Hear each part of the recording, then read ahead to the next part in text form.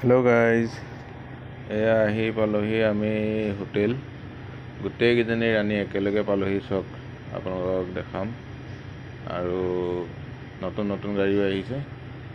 এইখন কেনেকুৱা লাগিছে জনাবচোন কমেণ্ট কৰি। এইখন আমাৰ বাহিৰখন বিজেপি মিটিঙলৈ আহিছোঁ। আমাৰ গুৱাহাটীত নৰেন্দ্ৰ মোদী ডাঙৰীয়া আহিছে, তাৰ মিটিঙৰ কাৰণে আহিছোঁ।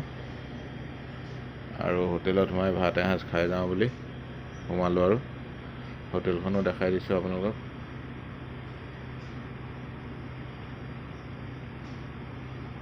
এয়া হোটেলৰ মিঠাই। কোনোবা খাব মন গ'লে আহিব দেই। আমনিৰ অসম হোটেল।